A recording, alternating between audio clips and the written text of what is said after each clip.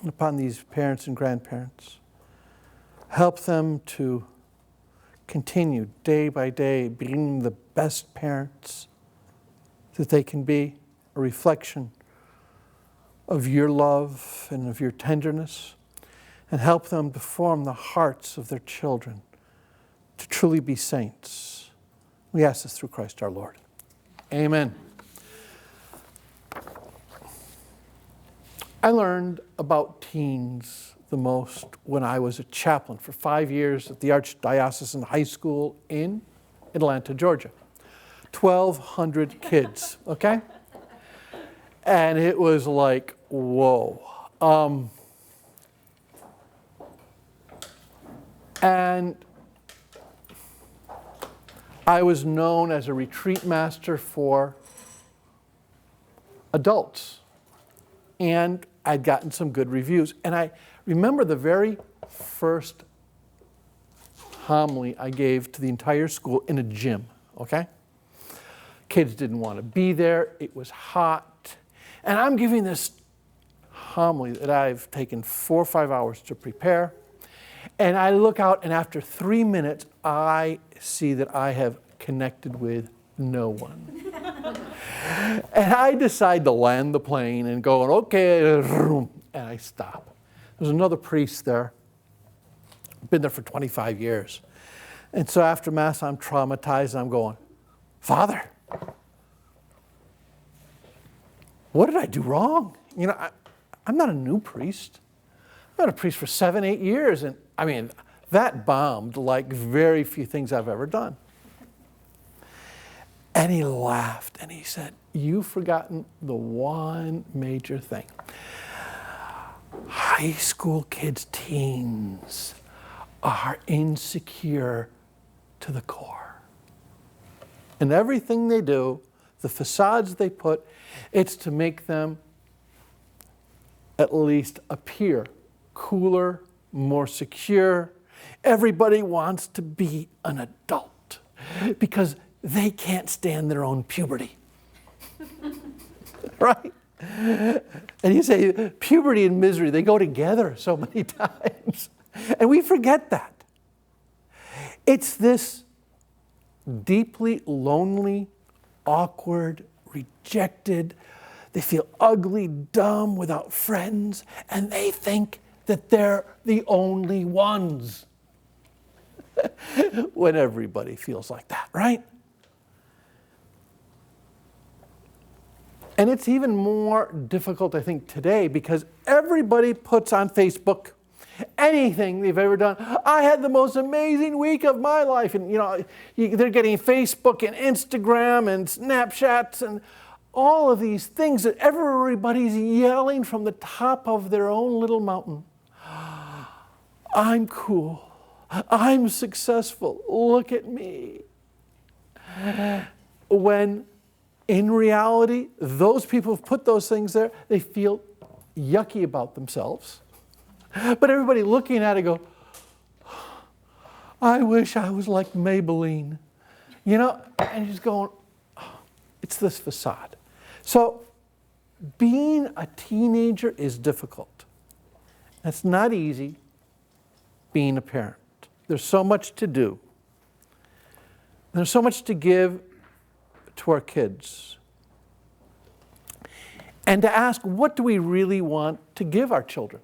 What, of everything, what is the most important thing to give? And I think we want them to be well-rounded, confident young men and women, capable of making good decisions because they're secure in who they are. They know who they are. They're not trying to impress anybody else. They're not trying to be controlled by anybody else. They know who they are and they act accordingly. Okay? But the ugly truth is children of yesterday and today are suffering. And we could say they're suffering today at an all-time level. The studies have shown that the level of self-esteem is lower today than any time in the past 60 years. Now that's remarkable when you think of so many of the parenting books that have come out, starting with Anybody read Dr. Spock? Right? Good old Dr. Spock, who was all about building up self-esteem. Well, his method was so disastrous that his own child committed suicide. Right? His own child committed suicide. And so in the psychological circles today, we know that so much of this does not work. So much of it doesn't work. It's hard to be a mom. It's hard to be a dad. And we really, really can begin to doubt ourselves. I mean, I remember just rebelling against my parents because they actually had a curfew for me. Can you imagine? That was supposed to be funny. Anyways.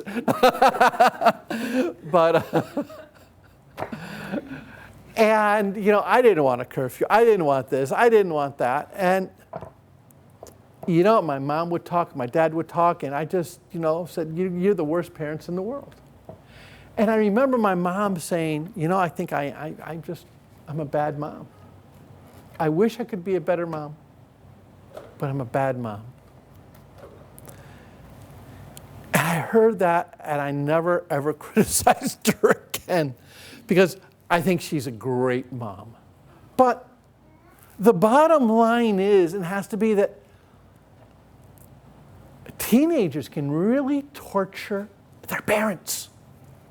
They play mind games. They know how to push their parents' buttons. And so it's not easy. Now, in general, we can talk about a lot of things. And, two things I want to talk about, just as an introductory, is the importance of being on the same page as your own spouse. You need to go through all of this self-esteem things and really be on the same page, because there is nothing worse in parenting. There is nothing ever worse than having two people have two different parenting styles. It will really ruin your kids faster than a speeding bullet, okay? You don't want to go there. You need to be on the same page.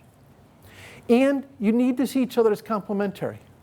So many times the guys, they see in the big picture, they want character education, and mom wants the kids to feel loved and nurtured. And great. Instead of going like this, well, I need to nurture a little bit more because he was too harsh. And she was way too, easy on them. I need to be harder. And so all of a sudden we move away. No, you need to be on the same page and see that when you're different, you're complementary. Okay? But that's another talk for another time. And the second thing is, you need to be clear with your expectations and rules. And you need to really say, okay, what are the consequences of doing A? It's B. And the kids need to know it. And you need to be consistent. You need to be consistent. And my dad's, how many times have we heard, this is going to hurt me more than it's going to hurt you, Give me your cell phone. Well, we didn't have cell phones back then, but they found things that, right? But to be consistent is forming virtue and habits. Kids need to know boundaries. If you make too many exceptions, what happens? They think that they can get away with it, and they begin to try to put, more and more pressure and manipulation on you. If they know that every time there's a rule and you go against it, there is going to be a consequence. You don't get upset about it, but it is what it is. they're not going to fight you on the consequence. They know, they've learned. Rules, consequences, consistency. Rules, consequences, consistency. And when it's done without anger, which is not always easy, and when it's done with love, it has great, great potential. Okay, let's talk about 5 things that we do, a lot of us do, because we think we want to build up our kids' self-esteem, and it has the opposite effect. And then I'm going to give you 5 different things that you can do to help your kids build what I would call a healthier self-esteem, a real self-esteem. Okay, number 1. Self-esteem does not happen because you are telling your kids that they're never wrong, that they are special, that they can do whatever they want. No, you can't do whatever you want. If you do X, Y, and Z, you will be arrested, right? There are limits. And that you do have expectations. And, you know, I invite you to try to achieve as much as possible. But I see parents telling kids, you can be a neurosurgeon. And I'm going to myself, this kid's IQ, you know, if he becomes, you can do whatever you want. And I'm going, no. Not really. No, Billy Bob, he's just, Maybelline, she's just not, she's been the bottom 10th of her class all of her. Yes, but if I say it, it'll give her self-esteem. No, you know what it does? Oh, you can be brilliant I know you can do that. And they really try and they don't do it. It'll depress anybody. It takes it away. Okay, let's be realistic. You can't do whatever you want. Hey, there's a lot of things, and those things that are important, you're going to be able to achieve. But you have to find out what you can achieve, put your heart into it, and I believe in you. That's much different than I believe that you can be in nuclear science, but have failed calculus, okay? But there is this whole thing as long as we tell them that they're great, they'll be great. We're going to give everybody a medal. And do you know what that does? It devalues achievement. The person who gets the medal, who came in last, feels terrible, and it's a reminder. They almost always throw it out. 95% of the kids who get these participation medals and they've come in last, it goes directly to the garbage because it's a reminder that they came in last. And the person who's gone and trained and come in first and he only gets a participation medal, it causes him to be resentful or her to be resentful against everybody else. It doesn't work. It's almost a joke. We're not going to count the score. Kids count the score. They've been playing for 2 hours. You say, what's the score? 21-24. Okay, yeah. And you ask anybody, and they all know the score. Oh, don't worry about the score.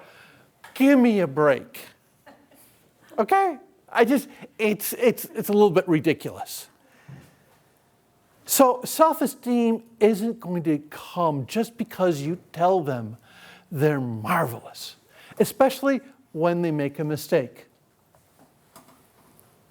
I remember my dad looking at me and he said, you are capable of either great things or horrific things.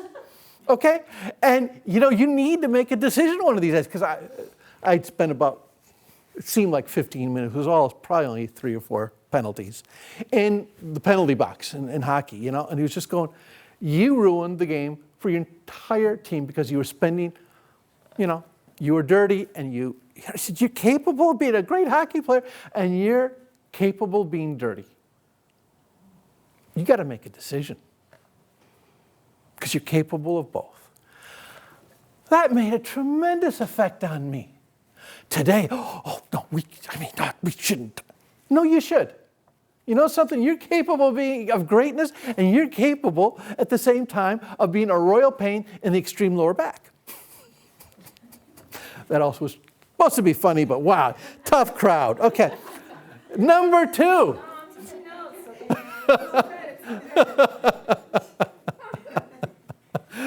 Number 2.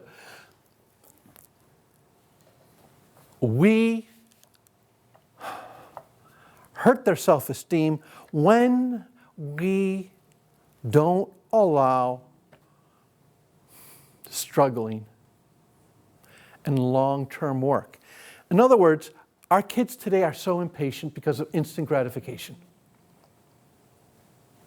Everything is easy. I want something, and we order from Amazon, and the next day, they bring it to us. Okay, you don't have to wait. You don't have to wait anymore. Remember when we sent out for things and 2 weeks later we got it, we go, yes, this is incredible. This is a miracle, right? But today, if kids don't receive some type of feedback, they're so impatient. Yeah, they're so impatient that there is this it's almost a sense of defeat. If they don't receive some type of feedback, it's devastating for them. And yet, isn't it true, that which is most difficult, that which takes the most effort, that which you have to fight for, and you achieve, that causes a lasting sensation of, I can overcome these things. And it's in overcoming great difficulties for great periods of time that forms character and true self-esteem. We allow our kids, I don't like basketball, I don't like hockey, well, that's wrong area of the country. I don't like soccer. I'm going to quit. Well, really? In our family, you quit, you finish the season, and then you decide for the next. But hey, just because something's not going right, it can't be that easy to leave. Okay? So this impatience, everything is instant gratification, online video, and I see what score and I see what I get. It's very, very, very harmful. And our kids are the most impatient generation. Number 3. And more and more studies are coming out, and somebody told me that, I don't know if you saw 2 weeks ago, 60 Minutes. And it's dopamine addiction in kids. Dopamine addiction in kids. And dopamine is the chemical that you get when you get a quick satisfaction. You put something on Facebook and all of a sudden you start getting these likes and boom, boom, boom. You send off something in Snapchat that's really, cool, and everybody goes, yeah, oh. And all of a sudden, every time the phone beeps and somebody says something positive, there's a release of dopamine. Same thing in these games, the video games, and I killed the monster and I took this town over, whatever, the surge of dopamine. And dopamine is addictive. And the gaming industry, or the video industry, knows it. And it tries to addict the kids. Everything they put is for addiction. And it's the same thing like Las Vegas does. Do you know that when you do slots, and I have to admit, I have never done slots. I hate wasting money. Okay. But if you go and, you have 4 strawberries that are up here, If you get 5 out of 5, you win. And all of a sudden you go 1, 2, 3, 4, and it's a near miss. Well, they have all these near misses, but it gives you the same amount of dopamine. I almost had it all, right? I almost conquered And so all of a sudden they're going to be there for another 2 hours. And what happens, dopamine, you get it in gambling. You get it when you drink. You get it in these video games. You get it in pornography. And what happens is you have these neural pathways in our head. When you are 12 and 13 and 14 and 15 years old, they go 3 times deeper than when you're 25 or 26. So all of a sudden, the level of addiction, how easy it is to get addicted to this stuff, is 10 times more when you're 13, 14, 15 years old. We don't allow kids to go to Las Vegas and gamble when they're 13 years old, right? Because we know about brain technology now. We know about neurological pathways. We know the essence of addiction. And yet, we're allowing our kids 24 hours a day to be on this. And they're posting in this frenetic way of just looking for some type of feedback, some type of dopamine. And it is an addiction. You want to know if your kids are addicted, take their phone away from them and see what their reaction is. Because I have heard of cases where the kids go apoplectic. I mean, they're yelling and screaming and they hit their parents. I mean, it's like you have taken away nirvana from them. You've taken away their last fix. And it's absolutely scary. And we're seeing this all over the place. We're seeing this left and right. It is very, very disconcerting. Okay? Very, very disconcerting. Our kids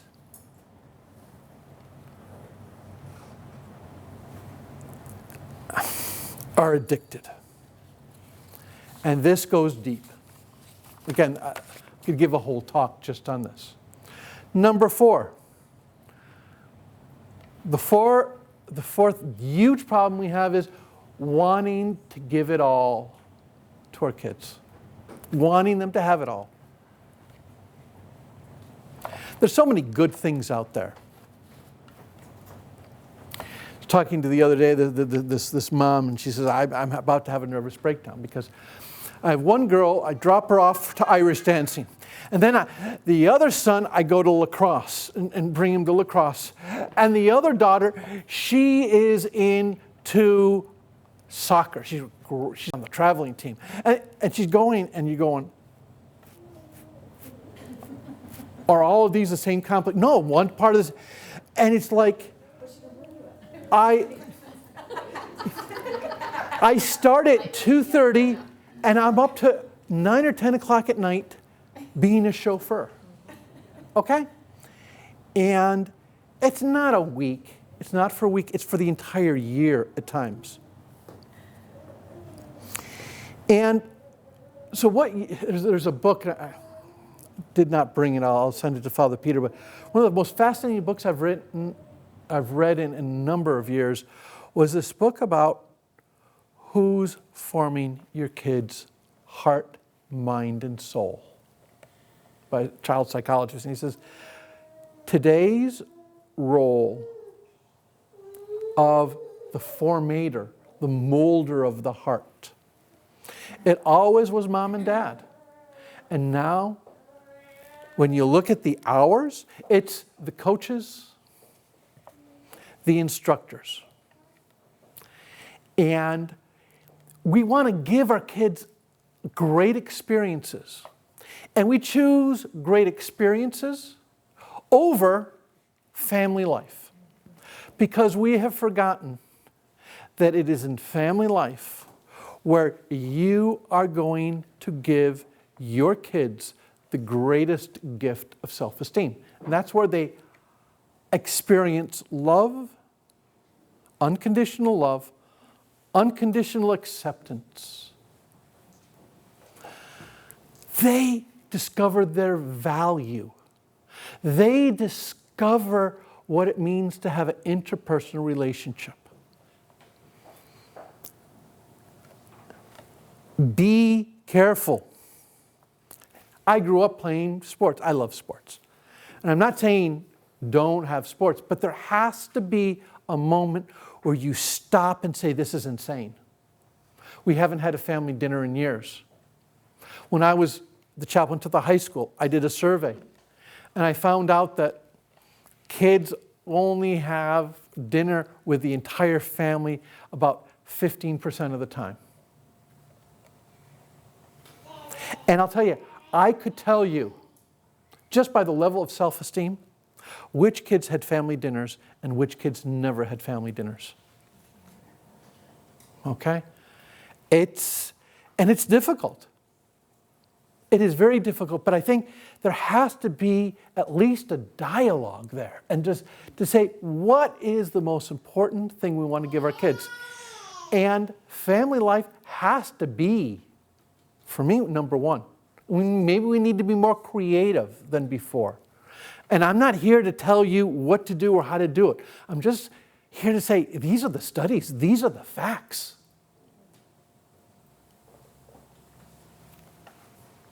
And it's getting very scary. How many of our kids are cutting? Have eating disorders? How many of our kids are turning to drinking or drugs? It's heroin addiction all over the place.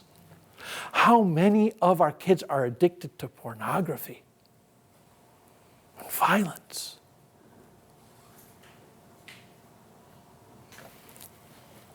Truly, it's a jungle out there.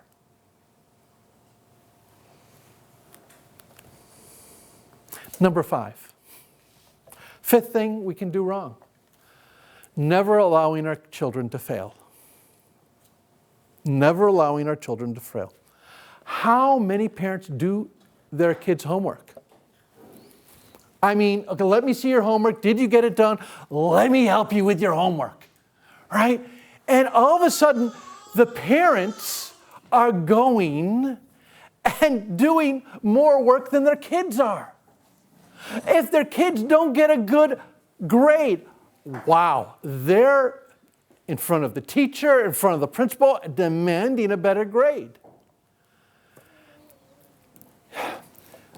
I went to a parochial school for 8th grade, be able to get into the Catholic high school, right?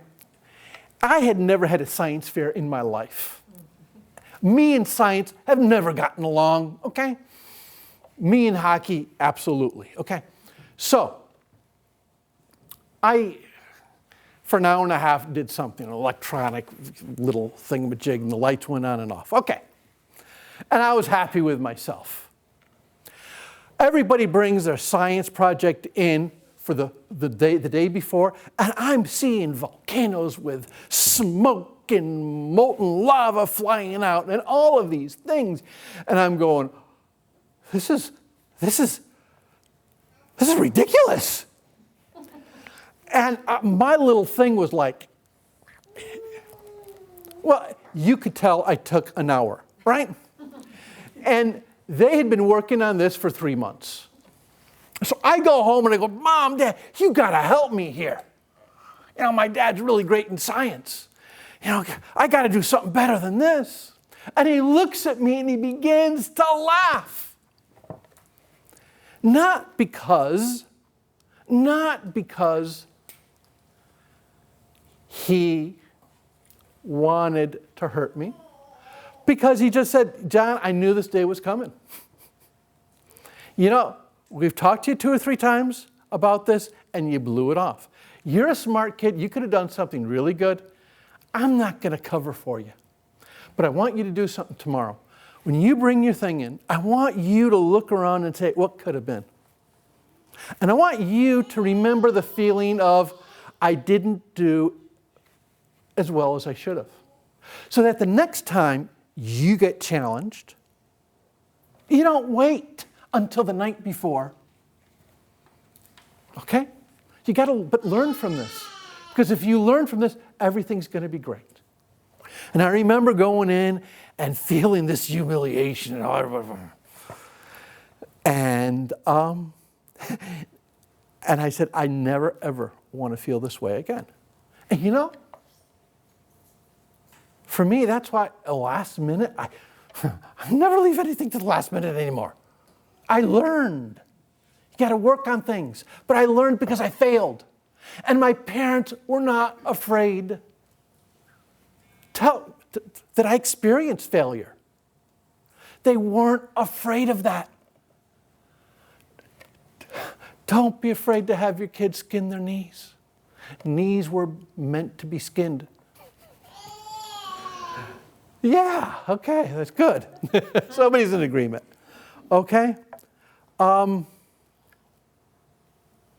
are the 5 good things that we can do? 5 good things we can do to form self-esteem.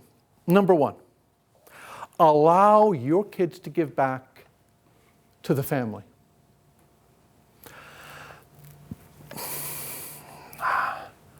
Are we saying we need you and we need you to give back to your brothers and sisters? That's why we have chores. That's why everybody pitches in. You know, my mom had it down. Every single one of us had one day where we helped with dinner. She would go and she would cook with us, and then we would clean everything up and scrub everything. But it was like, my dad said, hey, you want your mom? She's been working all day, and you got to give back to the family. You got to give back to the family.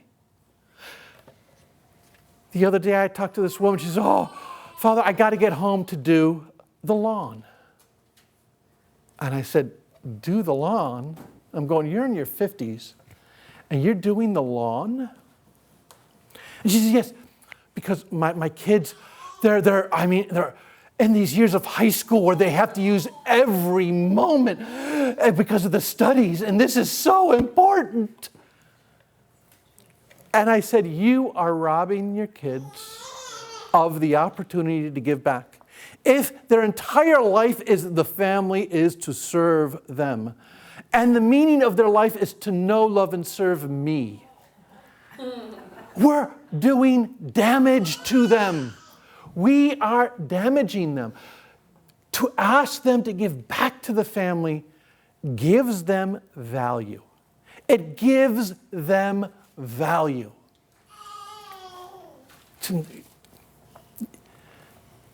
be able to do what we need to do for the family is so special. Don't rob them of that. Of course they're going to complain. Oh, but I have a paper, but I have this. You know, especially on a day like today, who wants to do lawn? We did. And we were active because everybody loves. Nobody's allowed in our family not to love. Okay, number 2. Understand that parents' bonding and attachment to their kids is the true source of self-esteem. And that means you need time with your kids. And in today's society, if you do not block out times, we're going to do this as a family, we're going to do that as a family. We are going to have dinner as a family. If we don't do that, we're in real trouble. We're in real trouble. And I mean, even as playing Monopoly together, something as, or domino, or whatever your family, to have that time where we're interacting and communicating, and actually not communicating one sentence at a time, but this is important stuff. That we're looking in each other's eyes and say, hey, I don't think you have 3, aces. I'm calling your bluff. To be able to read each other and love each other.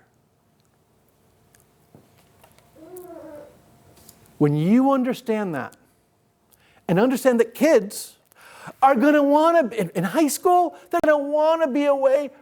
They're going to want to be distracted. But there is nothing more important than your family life. You have something to give still. Even if they roll their eyes and go, Mom, come on. Number 3. What is meaningful in your life? And this is constant in discussions. When you go into family discussions and say, hey, how do you spell success? And my dad, God bless his soul, would say, you scored a hat trick, you went to the state championship. I'm so proud of you. But I'm even more proud of you because of your relationship with Jesus Christ. And that you realize He loves you. He would always bring that up. He'd pat you on the back and challenge you. Pat you on the back and challenge you. But there's something more important. Are you going to get to heaven? And not only that, how many people are you going to bring with you? Right? Meaning in life. What is it all about? What is it all about?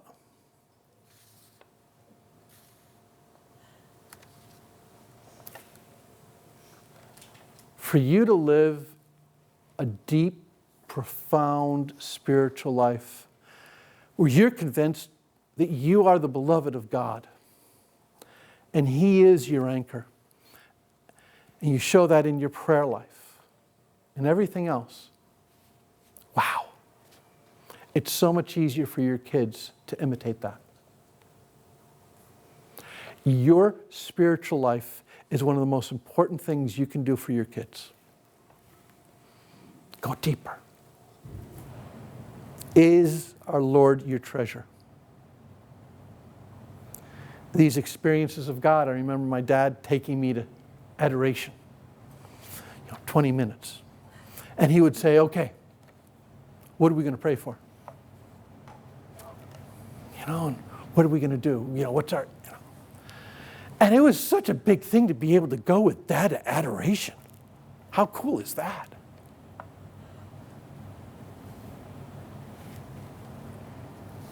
Number 4.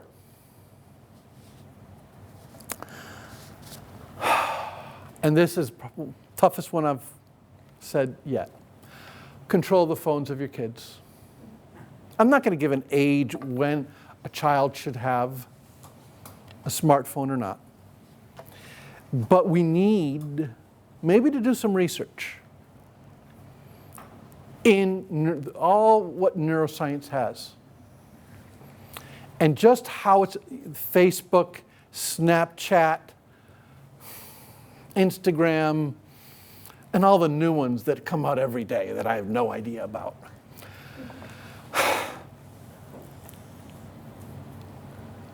These kids, 1 o'clock and 2 o'clock at night, are sending messages because they're looking for dopamine. You need to at least control the time. Hey, after dinner, everybody brings their phones to Mom or Dad. Okay? We need to make sure that it's not a 24-hour cycle. Why? Because addiction is real. And in our own clinics, we have seen so many, I see kids crying because they're trying to get off of their phones. And what happens when they get off of their phones? They say, I'm 1,000 times happier. I feel so much better about myself. And so when you explain, I want to do this for your own self-esteem. Don't be afraid to be the parent. You're paying for it. It's your home. You have the control. And they will say, but I'll be the only one who, and you're going, first of all, that's not true. I've used that line myself 1,000 times, and it wasn't true. I knew it wasn't true, but it sounded really good, right? It always sounds good. Oh, Dad, you're so harsh. What do you want me to be, a priest? Oh, you're ruining my social life. Oh, why am I a priest? I was traumatized by my dad. No, nothing to do with that. No. But you're going to get a backlash. But it's not about whether they should have it or whether they shouldn't have it. Do I trust them or not trust them? It's about, hey, are you going to take them to Las Vegas every week? As a 14-year-old, knowing the neuroscience that we know? No, I love you, and I'm doing this for your self-esteem. That's all. But. Okay. Love you. No buts. Love you.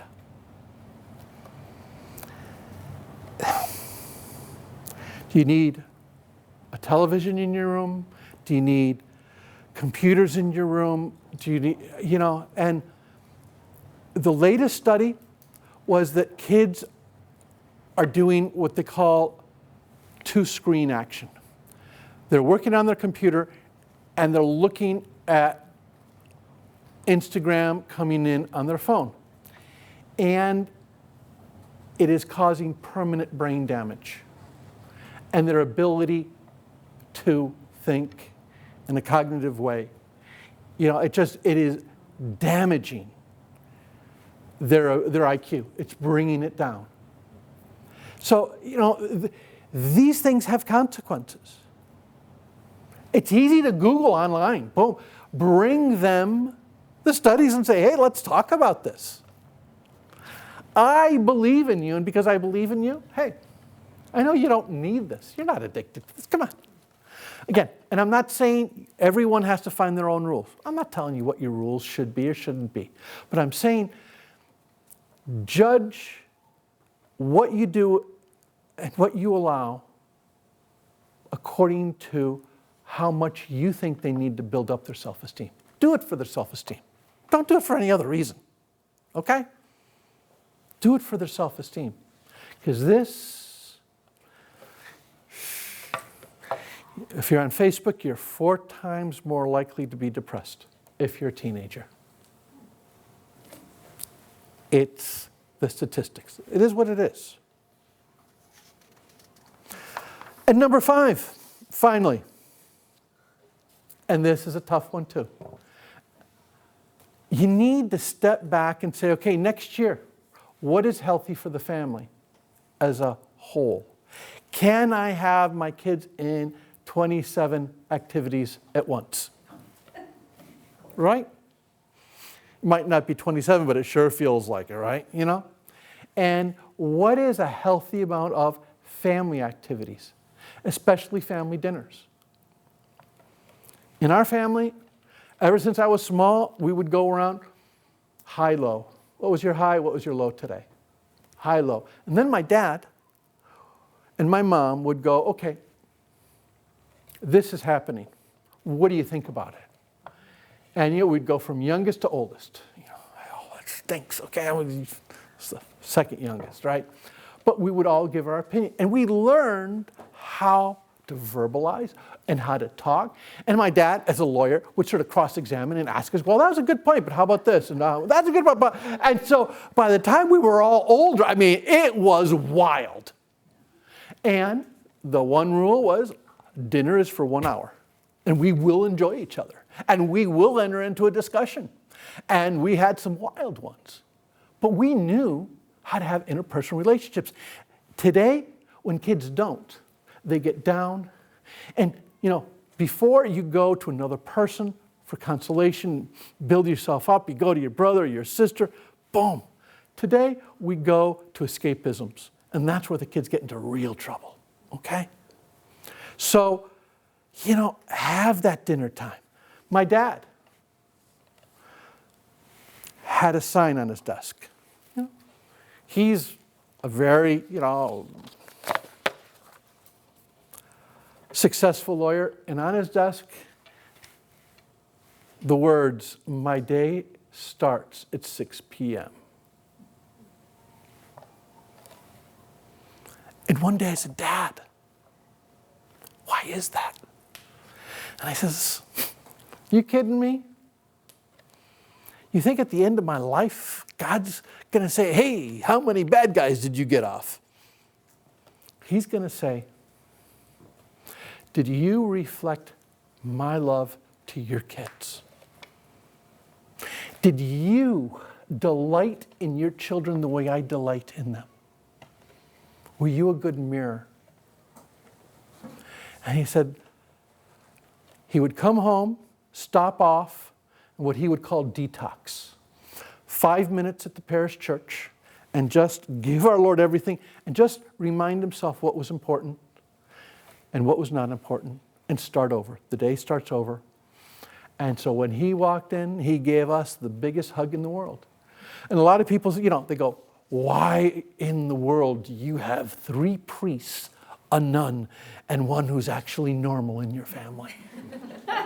What did your parents do?" They enjoyed us. They enjoyed us. And I just want to end with a story. That we cannot get discouraged as parents. Because it's so easy to do. It's so easy to do.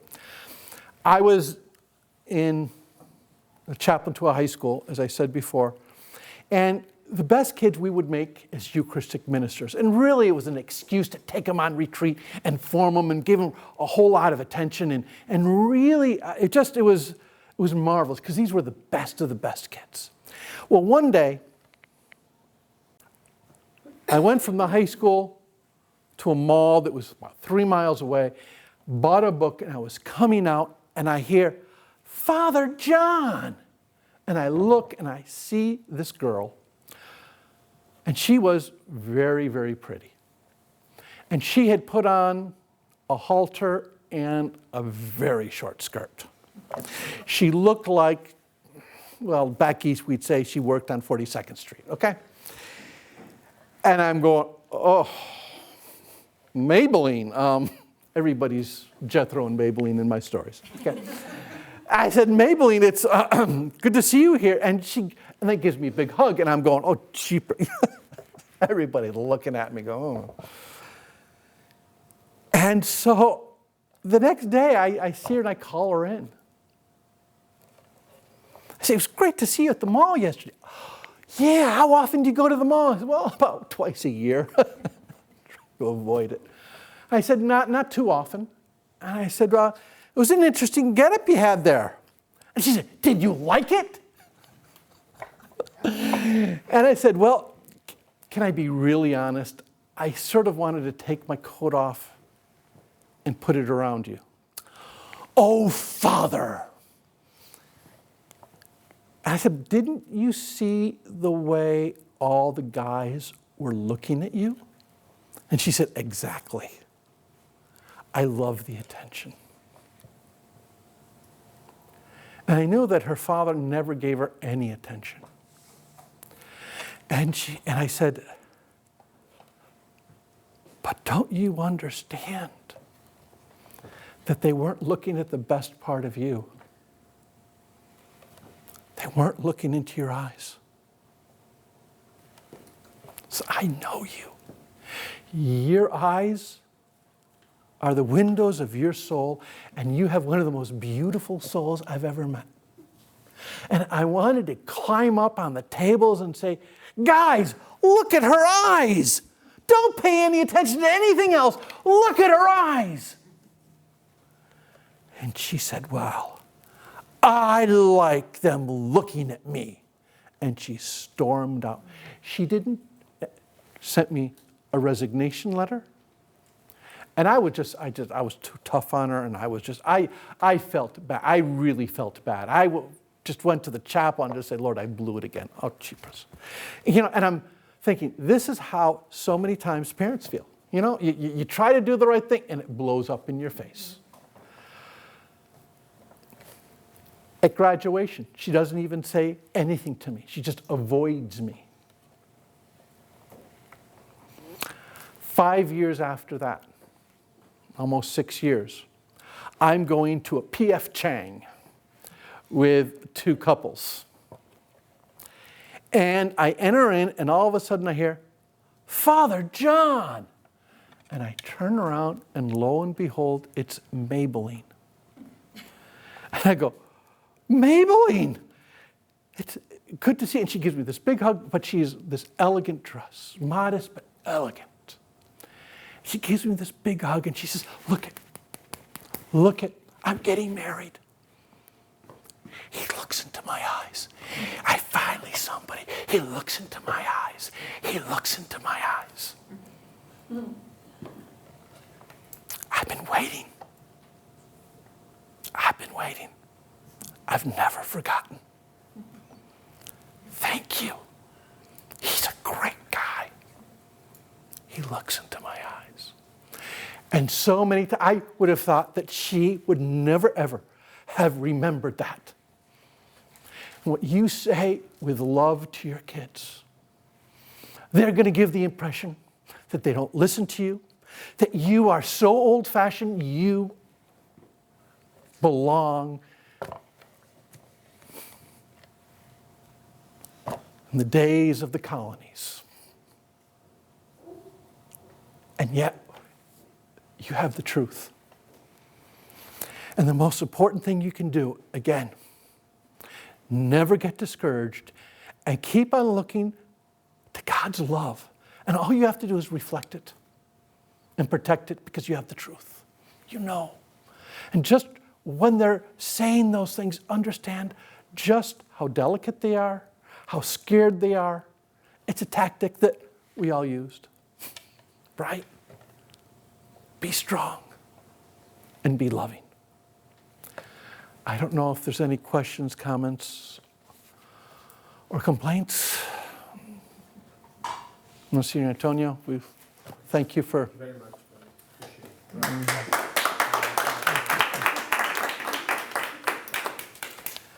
Is there, yes, Gabby. How do we, especially in this community, because this is why I'm late. I had a daughter crying because I wouldn't take her to get her hair done for an event for tomorrow. And I said, it's a special event, but she said, hey, great. We're not going to get our hair done for every event that's coming up in the month of May. And I knew. And of course, her reply was, well, she did have some friends getting their hair done. And so, what's very hard is in this community, because you can, doesn't mean you should. At least I don't feel that way. But it's so hard because that's not what you're surrounded by. Everybody's getting new shoes and new dresses and this and that. I know. It's 8th grade. It's not college, it's not high school. I know. You know, when I heard you have pre-K graduation and what they do for pre-K graduation, and then kindergarten graduation, and then, you know, it just every year there is, and I'm going, well, to have that same, you got to get bigger and bigger, and it's self-defeating at times.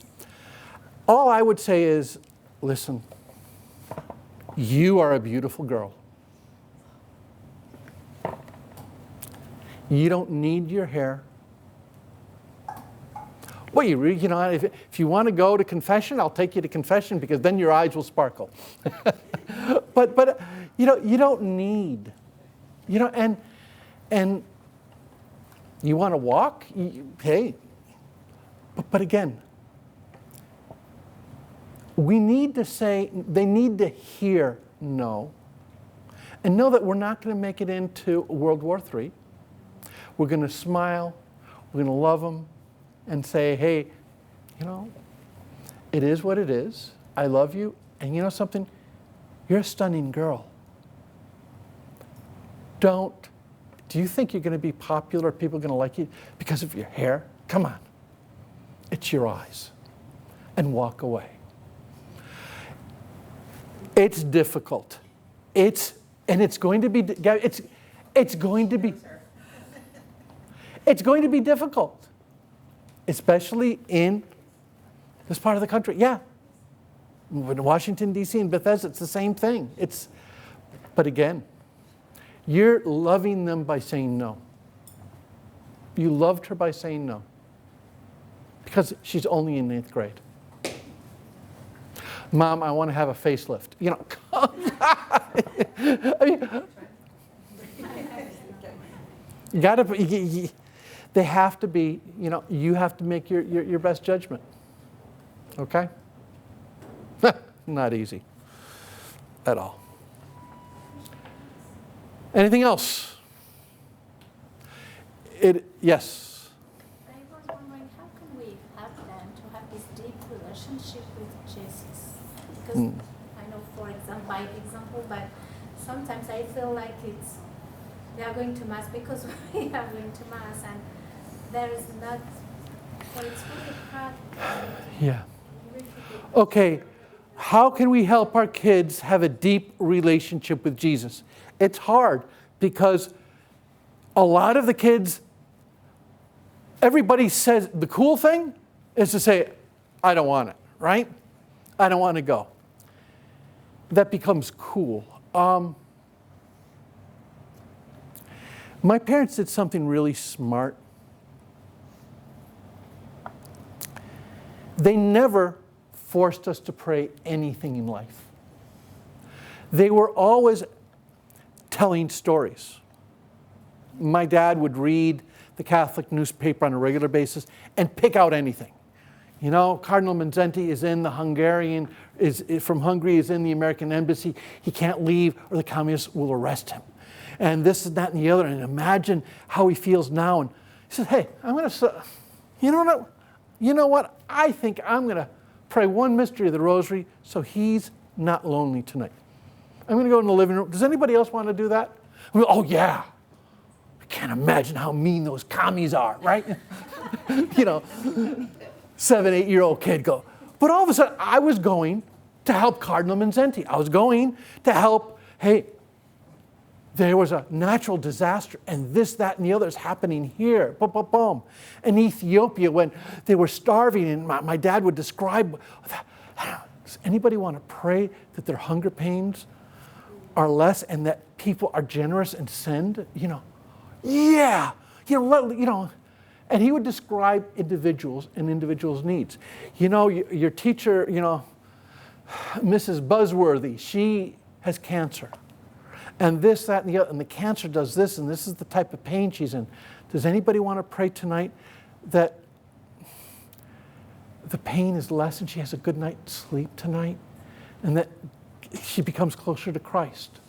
So all of a sudden, you know, we would have an intention to go to Mass. I mean, we were active offering up Mass, and Mass, I mean, hey, you offer up, where you can offer up your Mass. Everybody think about one thing, because you can really help people. This is the most incredible thing on earth you can do, to offer up your communion for somebody. You know, you don't have to tell anybody. But I think we need to bring some of that back. Bring some of that back, because he's real. He's real. And we need to look for experiences of God and not just a checklist made out of fear, but it's an experience of Jesus Christ as our Savior and our best friend. And that's not easy. Okay.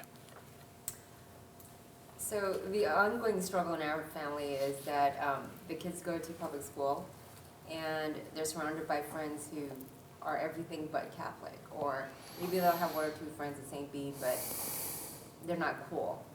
So, and it's a purposeful choice that we have them in a public school so that they can be fortified in their faith at home, so that they can have answers to the questions that they have or that their friends pose to them.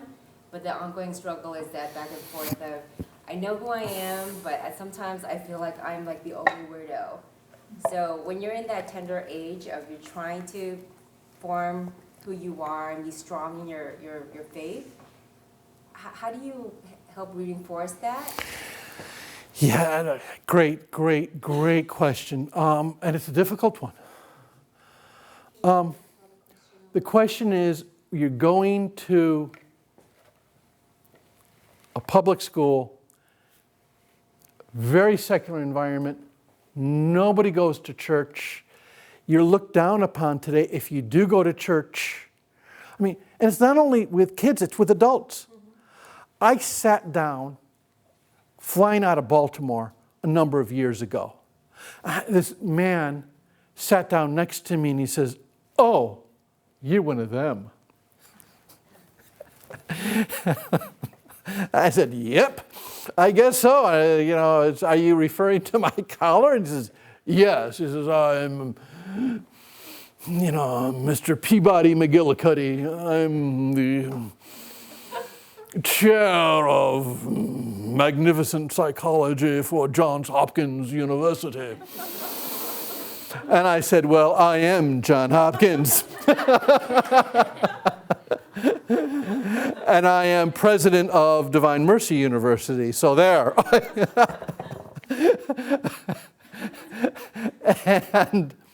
But he was like, "Oh, well, if you're into psychology, I guess you're enlightened." And it was incredible. To make a long story short, we had over an hour discussion. And he was pretty abusive. When you don't have answers, try to put somebody down. And I kept just saying, and I played hockey, so this is not easy for me. Be charitable. You're a priest. Don't forget you're a priest. And so I just tried to handle it the best I could.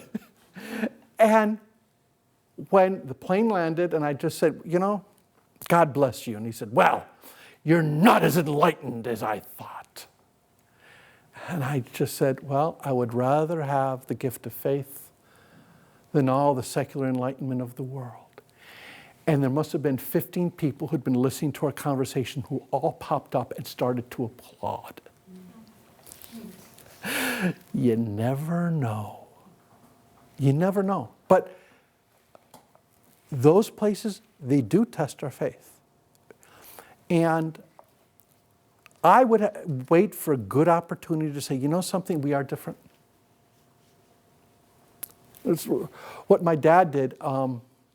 The story's too long, but I wanted to go to the party of the century, and my dad said I had to come home. And he was ruining my social life. He was on Skinny Atlas Lake all night long, right? And I had to be home by 1. It was just terrible. By 1? Oh, Yeah. that was generous. So, well, it took me an hour to get home, so I had to leave there at 12. Yeah.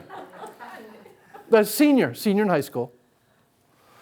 But everybody else was there at this party, his graduation party. And he said to me, "John, I'm not going to argue with you.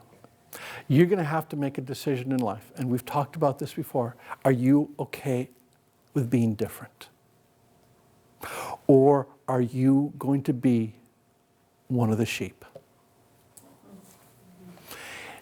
And I'll tell you, sheep aren't very happy.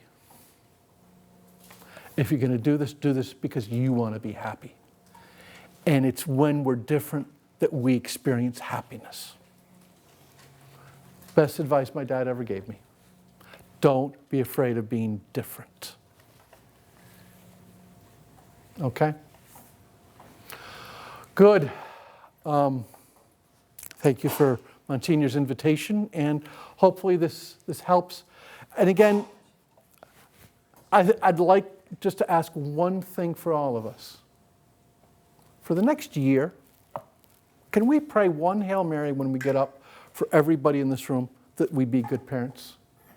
And so the next day that you have a really bad day, no, there's all these people praying for you. One Hail Mary. just for everybody as parents. They're supporting you, okay? And this job that is so difficult and yet so beautiful, okay? God bless, okay? Okay, bye-bye.